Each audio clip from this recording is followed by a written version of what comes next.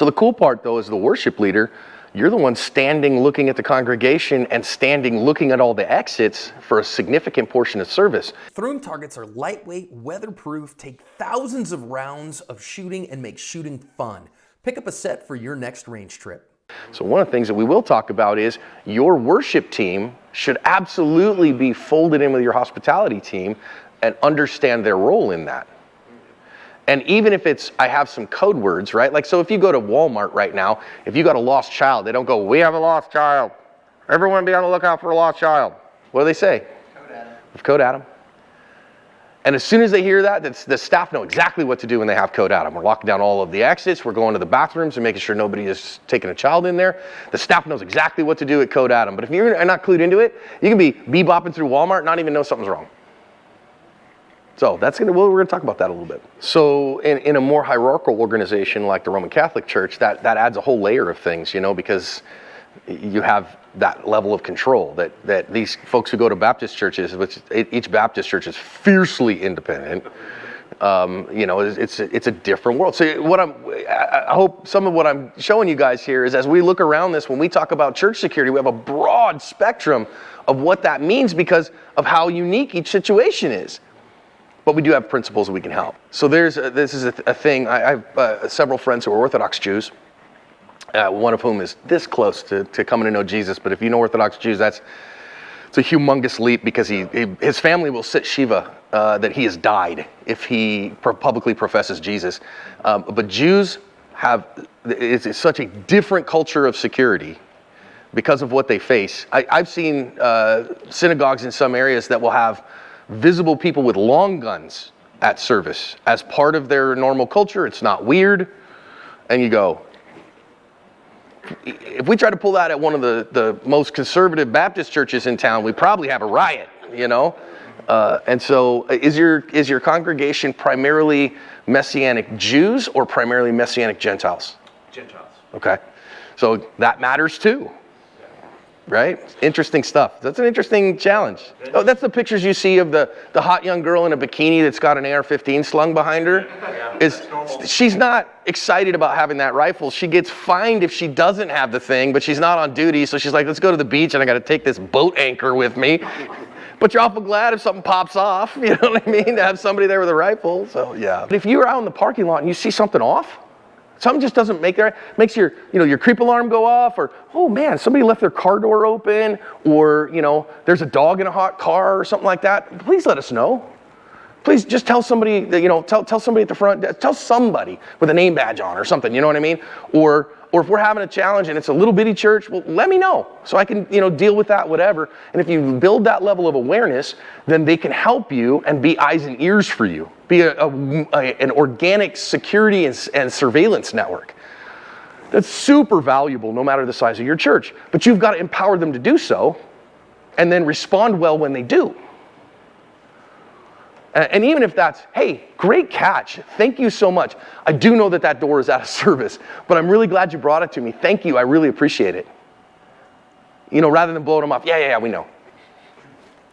You know what I mean?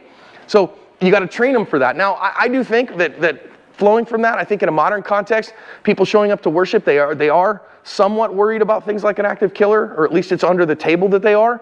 And so, even the pastor saying, hey friends, we don't like to talk about this too much, but just understand, we have a strong plan in place if God forbid anything like that went in our way.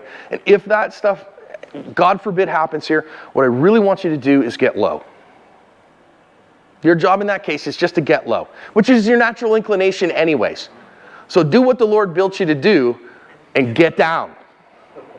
And it says we do have a very strong plan in place, God forbid. And also, so where people accept a lot of structure and a lot of visible security in any church is where? Children's ministry. It has gotten to the place now that a high level of structure, a high level of security, and visible security is always now kind of seen in the children's ministry. And that can put itself in ways of nobody else that's not a child worker or a child is past this place. Or you check your children in electronically, show us your ID, you got to show it to us to pick your child up on the way out. That kind of security is Ubiquitous, I'm not talking about a guy in a uniform standing there with guns or whatever. I'm talking about the rest of that security and safety. We're going to talk about that a bit too. But communicating some of those other plans with your congregation, when they see those things, sometimes somebody will be like, why do you do that? Well, we want your child to be safe just like we want every other child to be safe. And so we put these structures in place to make sure that we prevent abuse of our children, including yours. Oh, okay, that makes good sense. Now I know why the rigmarole exists, right? And so having that is a very good thing. Of course, next point there, proactive is always better than reactive, right? A lot of times churches don't do nothing until the problem has showed up, and then they're all standing around going, what do we do? What do we do? What do we do? Do you have a plan in place right now if a child goes missing? Ever happen in your church? Look, man, I was in a smallish congregation, and we always had little kids around, and so of course, end of services, we would do services and then Bible study for a long time. End of services, everybody goes and gets their kids, and now of course you're responsible for your kids, but then mom puts the toddler down so she can talk and get a cup of coffee, and next thing you know, where's Jimmy? And she starts going, hey, has anybody seen Jimmy? And all of a sudden you go, what we have right now is a lost child. Now, what's probably happening? He's either ran off to the playground to play, or he found a donut and knows that mom won't like it, so he's hiding under a table so he can eat it. Right? Yeah. Or he wandered off with his big sister, and they got in the car and they're waiting for mom. So any of those things are possible, but what do I need to know? Where's Jimmy? So real quick, if my safety team goes, Code Adam, 5-year-old boy, blonde hair, wearing a blue shirt. Okay. Now, every eye, right? Now, in a smaller congregation, sometimes, everybody's standing around, you're hollering, hey, anybody see Jimmy? Where's Jimmy? Jimmy! And that could be as simple as that. But when that problem shows up is not the time to find the solution to it. Having some ideas in advance of how we're going to deal with a problem like this is. Just like, no question, if God forbid you had an accusation of somebody touching a child inappropriately in your children's ministry, you should absolutely know right now what your church is going to do for that. You know the right answer to that, right? You call the authorities and cooperate fully in what they tell you to do. That's the answer there. Never should a church handle an investigation of sexual misconduct internally. Ever, ever, ever. You know why? Because that grooms abusers. That protects abusers and not the abused, and fosters a culture of abuse. And nope. What do? We hand everything over to the authorities, to their investigating unit, and we cooperate fully. And we're fully transparent. And we do what we can to prevent that stuff. But, okay, so, and listen, bigger deal here, huge deal. Communication among responders and other team members. The way that you are able to talk to each other is super critical key. Now, in some of your environments, you're like, we've got earpieces on because we got a whole bunch of us or whatever. That can be a very useful thing. You know what? In my little church, you know what we used? It's Magic Pocket supercomputers. It worked great. Now, you might go, well, it's not quite as fast as a walkie-talkie. Totally agree. But if you don't want to invest in all that and have that level of stuff around and coordinate it and all that stuff, well, I know who's in charge of the other building where the kids are right now. And if something's going weird, if you buzz my phone, just hit the ring button, and I will look on my watch, and it goes, oh, it's the guy who's in charge of security in the other building. I don't need to pick that phone up. I need to start heading for the other building. And you see what I'm saying? So just some communication and setting those things up in advance. This is what we're going to do.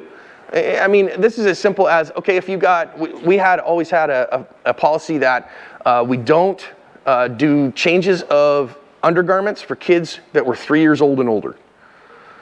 So if they mess their pants and they're 4 or 5 years old, we call mom or dad to do that, just as a safety measure for everyone. Little kids that are in diapers, we understand that's the way that children work and that's acceptable, but older kids, not as anything other than protecting child and protecting our workers, right? And so we wouldn't just come in there and interrupt service, but we would ping the soundboard guy and go, hey, would you tell Jim and Becky that we need them over in the children's ministry? And he would just walk out of the soundboard, hey, Jim, they need you over there. And then go back to his thing, because it's a church of 100 adults, you know what I mean? We could do that. And in some places, you got a bigger church, you might have one of those pagers that buzzes or something like that, and that's how that works, So communication, super important. Okay, Let's talk about a culture of openness versus a culture of security. I just want to reiterate this. We already talked about this. Our mission as churches. What is your mission as a church? Jesus. Go and make disciples. I always say this all the time. Well, wow, gosh, we did the mission statement thing a couple years ago, but I forget exactly how they worded it. Damn it, you don't have to think about how they worded it. You don't need this flowery mission statement as a church. Jesus gave it to you. It's called the Great Commission. To be commissioned means sent on mission. So your mission statement is a known quantity given by Jesus. Now you might say, well, we have a vision and we're going to do all these other things. Whether or not that should exist is a marketing thing, in my opinion. But at the very least, your mission is set. It is to make disciples. And if your church is involved in things that do not fulfill that mission, you ought to think about changing that.